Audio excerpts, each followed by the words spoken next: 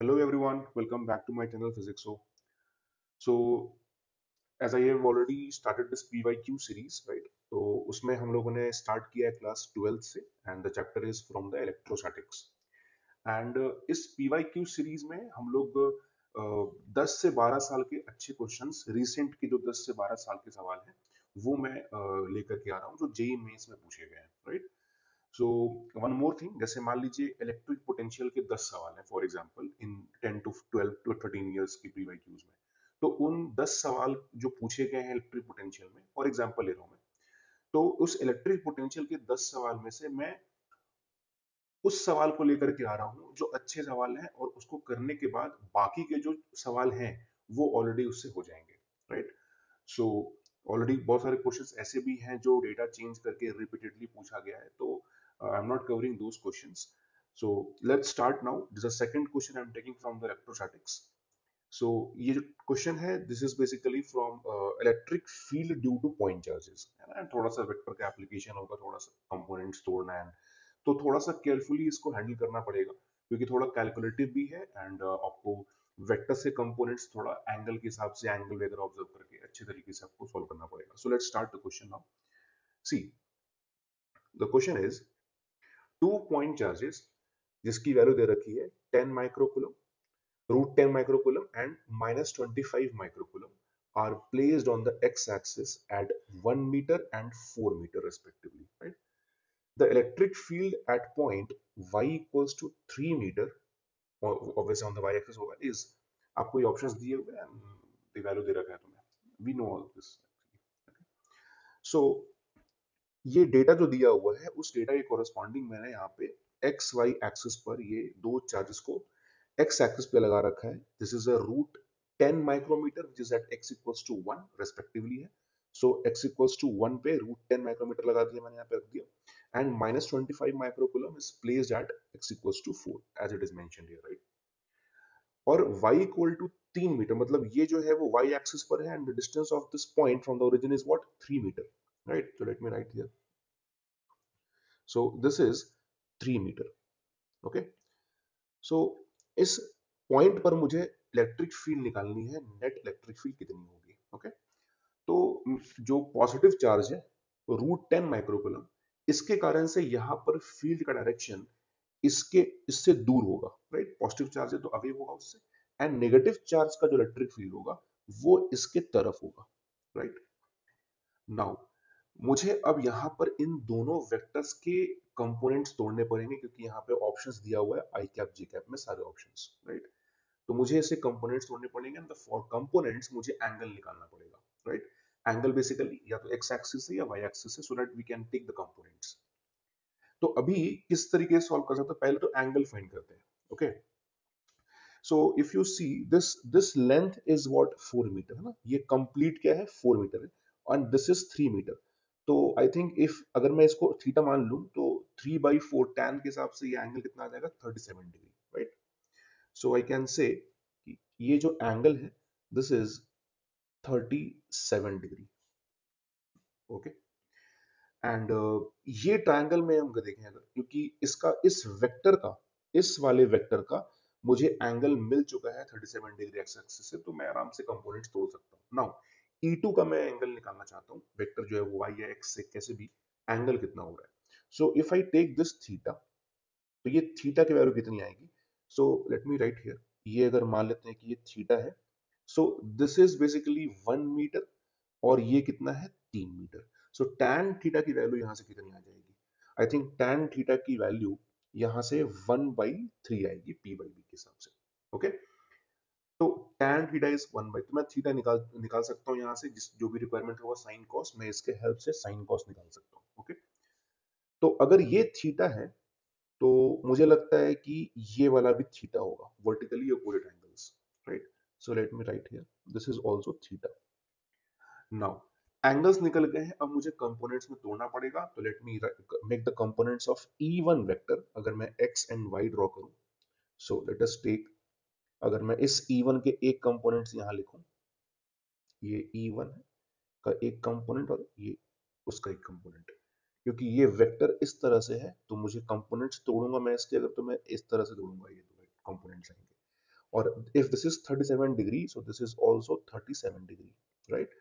So I can say कि जो ये वैल्यू होगी, this value will be E1 into cos of 37 degree, and this will be equals to E1 into sin 37 degree, right? Okay, now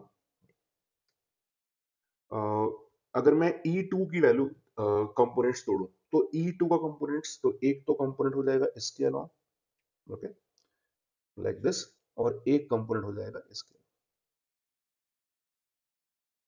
like this, okay. सो मैं लिख सकता हूं it is E2 cos theta and I will right E2 sin theta.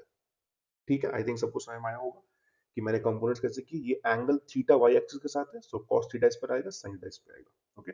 तो मैंने इन दोनों vectors के components तोड़ दिए।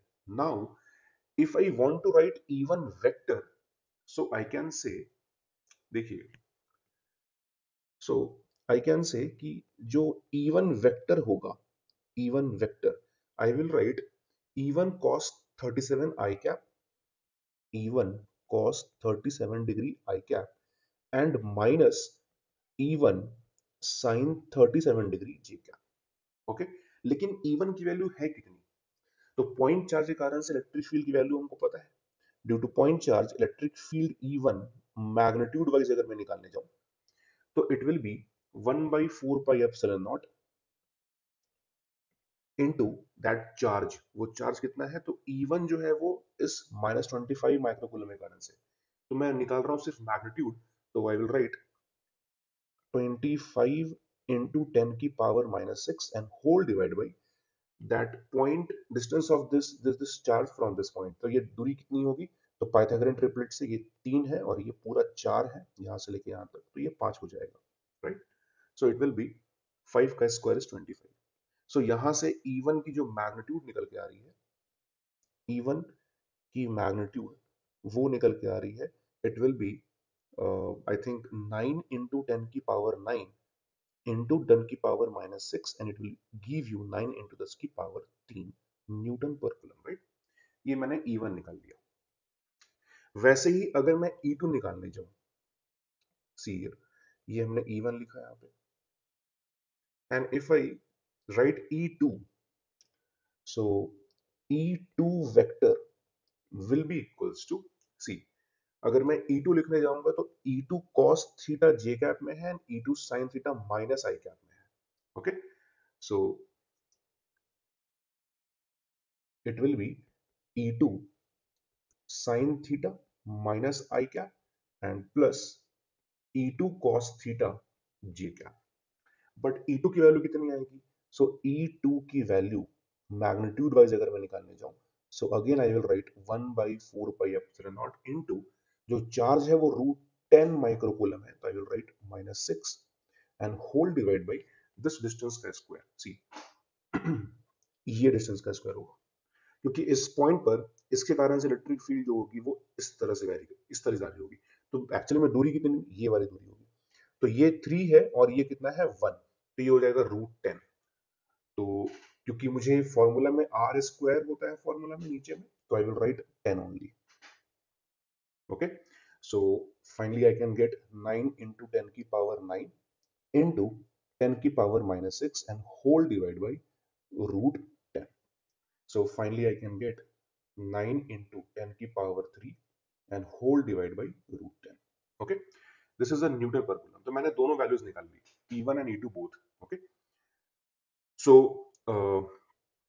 मुझे अब इन दोनों को जोड़ देना है, फाइनली जो आंसर आएगा वो हम ऑप्शन से मैच कर लेंगे फिर, ओके। तो E net will be E1 plus E2 vector form में। सो हियर सी, कैलकुलेटिव है इसलिए मैंने इसको पहले सॉल्व कर रखा है। So I will write E1 vector plus E2 vector, okay। So E1 vector हमने लिख दिया, जो कि ये कॉमन E जो था वो कॉमन था, cos 37 and sin 37। यहाँ देखिए cos 37 is 4/5 and sin is 3/5 negative sign के साथ, तो मैंने यहाँ वही लगा रखा है, ओके। तो this is a negative sign से, एंड प्लस अगेन ये वाला वैल्यू लिख दिया जो हमारे पास E2 आया था, E2, and this is cos theta and sin theta. ये कहाँ से आ गया cos थीटा sin थीटा? क्योंकि हमने इस वाले ट्रायंगल से tan थीटा निकाल लिया था। If you C